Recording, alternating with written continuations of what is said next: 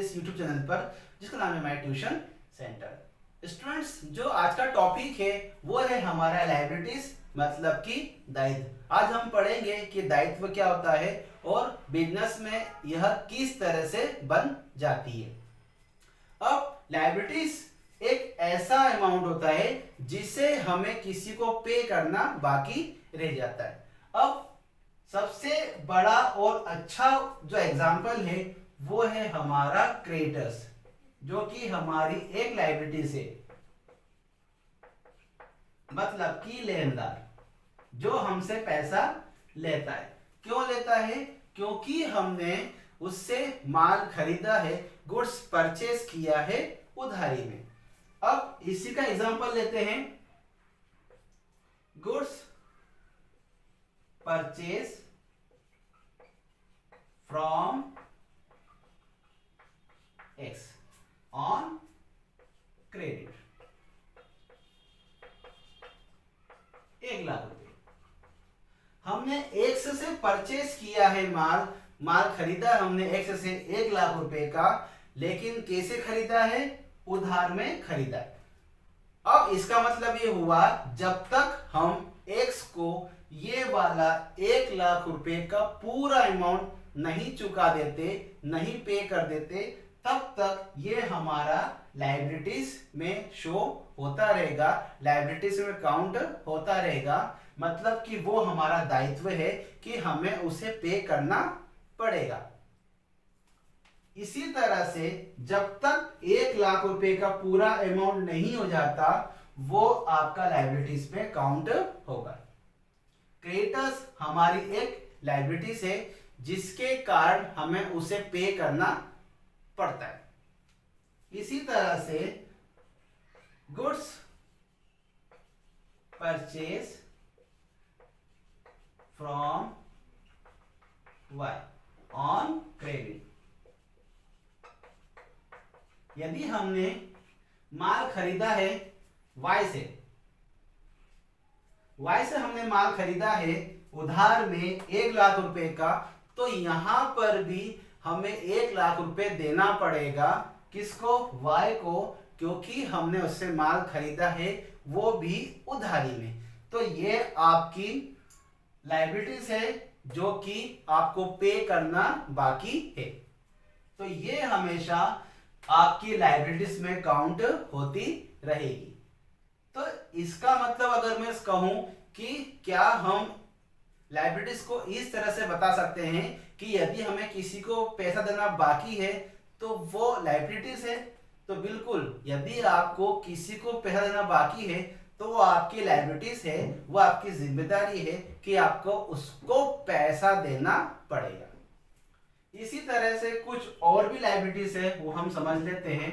Bank loan, बड़ा business है, business काफी फैला हुआ है और अचानक से कुछ पैसों की या बहुत ज्यादा पैसों की जरूरत आ जाती है, तो बिजनेसमैन बैंक लोन का यूज करता है। वो बैंक से पैसा उधार लेता है। एक्स ने लिया बैंक लोन 10 लाख रुपए का। कितने का? 10 लाख रुपए का। जब तक ये पैसा पूरी तरह से वो पे नहीं कर देता, तब तक ये उसकी लायबिलिटीज में काउंट होता रहेगा, लायबिलिटीज में गिना जाएगा। यदि 10 लाख के लोन में से उसने 5 लाख रुपए का लोन पे कर दिया, तो भी उसका 5 लाख रुपए अभी भी देना बाकी है, तो ये 5 लाख रुपए अब उसकी लायबिलिटीज कहलाएगा। तो शॉर्ट में अगर मैं ये कहूं कि ऐसा कोई भी अमाउंट यदि बिजनेसमैन के ऊपर ड्यू है तो वो उसकी लायबिलिटीज कहलाएगा। अब इसके बाद इसी के 2 पॉइंट हम समझने वाले हैं। करंट लायबिलिटीज,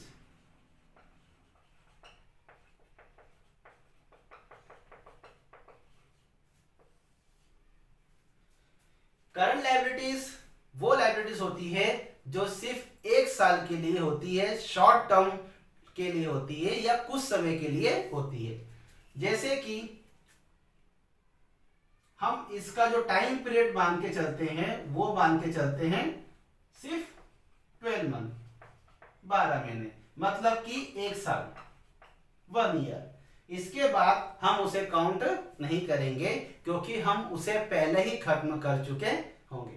तो करंट लायबिलिटीज ऐसी लायबिलिटीज होती है जो सिर्फ 1 साल के लिए मानी जाती है, वो सिर्फ 1 साल के लिए ही होती है। जैसे कि क्रेडिटर्स,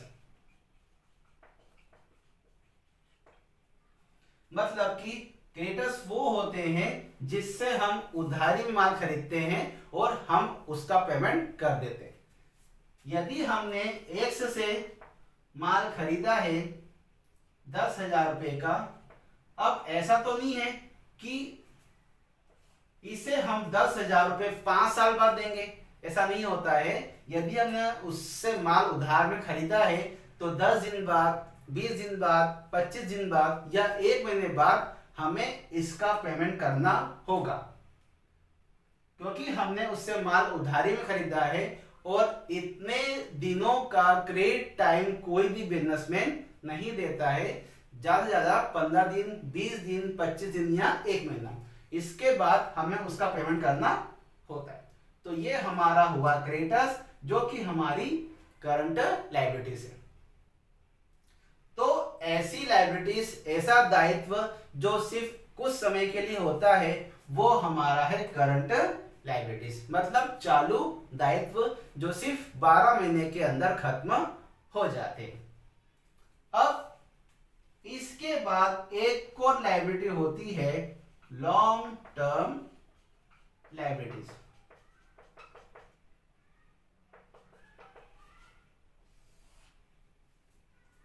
लॉन्ग टर्म लायबिलिटीज ऐसी लायबिलिटीज होती है जो 1 साल के बाद, 2 साल, 5 साल, 10 साल या इससे भी ज्यादा समय तक वो चलती रहती है। और इसका सबसे अच्छा जो एग्जाम्पल है वो है हमारा बैंक लोन। ये एक ऐसी लायबिलिटीज है जो 2 साल, 10 साल, 15 साल, 20 साल, 25 साल ऐसे समय तक चलती रहती है। जब तक ये आपका बैंक लोन खत्म नहीं होता तब तक वो आपकी लॉन्ग टर्म लायबिलिटीज में दिखता रहेगा। और ये भी आपकी क्या है, लायबिलिटीज है, क्योंकि आपको उसका पैसा देना बाकी है। तो यहाँ पर आज हमने समझा कि लायबिलिटीज क्या होती है और इसके कुछ एग्जांपल मैंने समझाए आपको। क्रेडिटर्स हो गया, बैंक लोन हो गया, और इसके बाद करंट लायबिलिटीज ऐसी लायबिलिटीज जो 1 साल के लिए ही मानी जाती है, 1 साल के लिए होती है, और लॉन्ग टर्म लायबिलिटीज जो 1 साल से ज्यादा समय के लिए होती है। तो मैंने आपको आज समझाया लायबिलिटीज कि किस तरह से हम इसका कॉमर्स में यूज कर सकते हैं। अब इसके अलावा कुछ एग्जांपल मैं आपको लायबिलिटीज के बता देता हूं कि क्या क्या हमारे लायबिलिटीज में गया होता है। जैसे कि क्रेडिटर्स, बैंक लोन, और हुआ हमारा बिल्स पेबल। इसके अलावा काफी सारी लायबिलिटीज होती है जिसे हमें पे करना बाकी होता है बिजनेस के अंदर। तो वीडियो आपको समझ में आ रहा होगा स्टूडेंट्स। तो प्लीज यदि आपको अच्छा लग रहा है तो मेरे वीडियो को लाइक करते रहिए, शेयर करते रहिए और मेरे चैनल को सब्सक्राइब करिए।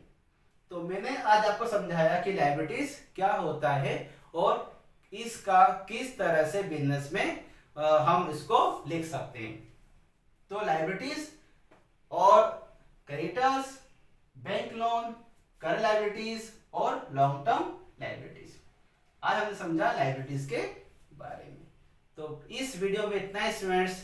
यदि आपको वीडियो अच्छा लग रहा हो और आपको पसंद आ रहा हो तो प्लीज मेरे वीडियो को लाइक कीजिए, शेयर कीजिए और ऐसे दोस्तों को भी शेयर कीजिए जिसको वाकई इस वीडियो की जरूरत है, तो उन्हें शेयर कीजिए और मेरे चैनल को सब्सक्राइब कीजिए। इस वीडियो में इतना ही।